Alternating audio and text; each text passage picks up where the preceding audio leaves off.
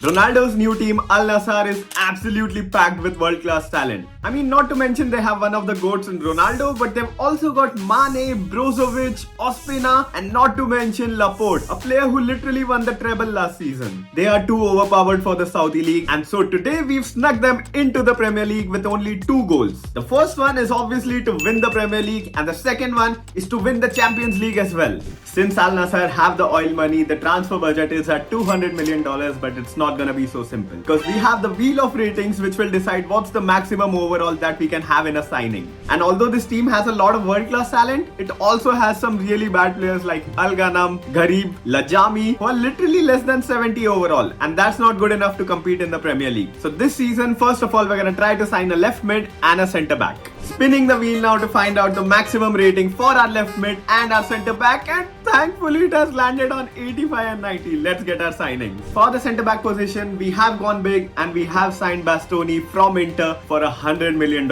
And for the left mid position, we have finally signed a world-class player in Phil Foden, a treble winner again, who's back with Laporte to help Al Nassr. Both of our signings have been added to the team, and this team now looks ready for the first season in the Premier League. I've also gone ahead and applied the wing play tactical vision on the team because I feel like that's gonna be the best since we have 2 marksmen up front, and I'm putting Ronaldo on a complete striker development plan to make sure that his overall does not drop a lot. He's aging after all. Now it's time for Al Nassr's debut in the Premier League. Let's see what happens against West Ham, and it's a draw. Off to a very rough start. Let's sim to January and see where things stand. We are midway through the season at January 1st. Let's see where Al Nassr are currently standing, and what? 11th? With just 26 points out of 20 games? This is disgusting. Looking at the stats, and as expected, Ronaldo is the top scorer with 11 goals and 2 assists midway through the season, but he's dropped down 1 overall. But on the other hand, Phil Foden, our new signing, has been absolutely terrible, scoring 0 goals. I'm gonna be patient and give him until the end of the season to settle in.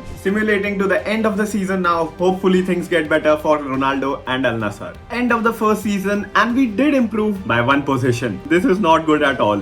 Looking at the stats, although Ronaldo has dropped by 2 overall, he did score 16 goals and provided 2 assists, making him the top scorer. Sadio Mane, on the other hand, had a very below par season, scoring only 10 goals. But the worst of them all was definitely Phil Foden, who scored 0 goals in 25 appearances. That is so bad. And for some reason, he's still grown by 1 overall, which is surprising. Looking at the first team, and I feel like the right mid position, the right back position, and the squad depth as well needs a lot of work. That's what we'll be focusing on in Season 2. Season 2 has now begun, and looking at the squad, we desperately need to sign a right back, a right mid, and ideally a replacement in the future for Ronaldo. Spinning the wheel to see what's the maximum rating that we can go for, and it lands on 80 to 85. Which is decent. For the right back position, we have signed Ronaldo's Portuguese comrade in Diego Dalot from Man United. And for the right mid position, we have signed Edwards from Newcastle. For signing a replacement for Ronaldo, I'm gonna wait until next season because we do have Talisca who can replace him immediately if we need to. So that should be fine there. Squad looks ready for Season 2.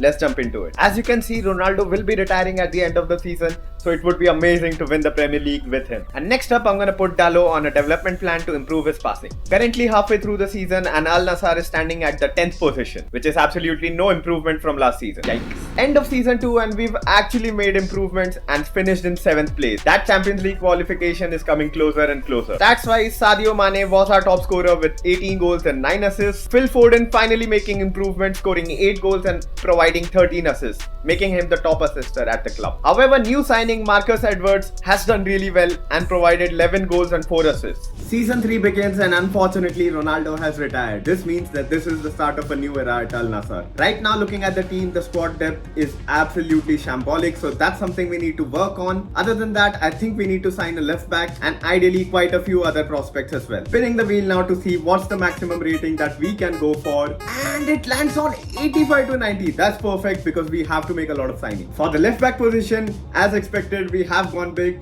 and signed a future star in Alejandro Balde from Barcelona. Making yet another superstar signing, we've gone for Alexander Isak from Newcastle for Al Nassr. I just realized that Ospina has left the club, so I think we're gonna have to sign a goalkeeper as well. For the goalkeeper position, we've gone ahead and signed the best goalkeeper in the world in Thibaut Courtois. Bias. Now gone a bit Saudi mode and signed a lot of replacements for the bench and the reserves as well because we desperately needed some depth in there. So yeah, now the squad looks ready, so let's jump into the season. Alright, we're midway through the season at January 1st. Let's see where Al Nassr is standing after all those signings. And finally, we've made it to the top 4. This year definitely will be getting a qualification for the Champions League next year. Sadio Mane is still going strong at 33 years of age. He's still our top scorer for this season at 11 goals. Revealing the standings now, and we finished 5th. Oh no! By 4 points. We miss out on UCL qualification again. But we have won the FA Cup, which is good news. And we are also in the UEFA Conference League finals. This is amazing. Simming the finals. Let's see what happens. And we lose it. No! Looking at the squad now, and although everyone's growing really well, I feel like this is the last opportunity to get into the UCL. So we are gonna have to go big with the signings. So before that, let's spin the wheel. Spinning the wheel now. Hopefully it's a good one because we desperately need it, and it lands on 85 to 90 again. Let's go. For this season, I think I'm gonna go with a world-class centre mid as well as another great striker to support Isak. Our superstar signing for the centre mid position is gonna be none other than Enzo Fernandez. Halfway through the season, and yet again we're sitting at 5th. This is not good because we desperately need qualification this season. I can't believe it.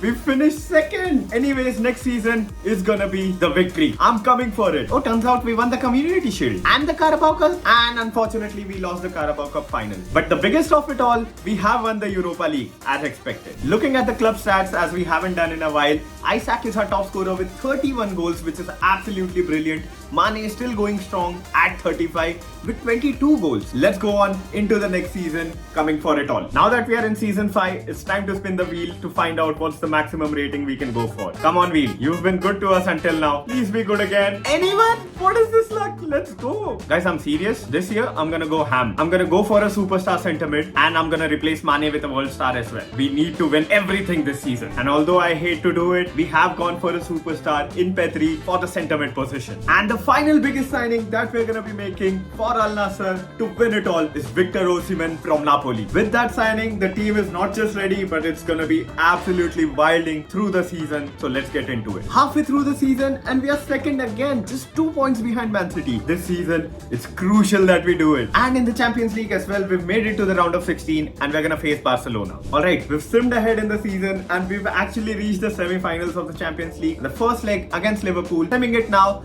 and we win it 4-1. That's so comfortable. Second leg, and we win it again. This is getting out of hand. 6-1 on aggregate. Let's get to the final. Alright, this is possibly the most important match of the sim. Champions League final versus Real Madrid. Can we do it? Can Al Nassr finally get their medal? And they do. 1-0. Enzo Fernandez scoring the winner in the 88th minute. Insane. One last thing left, and that's the Premier League. Alright, starting from the bottom, scrolling up, we have finished in the top 4, which is amazing. Top 3. Wait, City's 3rd. They were 1st. Ooh, this is getting really close. And oh, we've done it. We've actually done it. Let's go, guys. Both Champions League and the Premier League in one season. Wait, did we win the treble?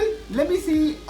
We couldn't win the FA Cup. But anyway, we've accomplished our goal. Thank you so much for watching, and leave a like, subscribe if you want to watch more. Thank you.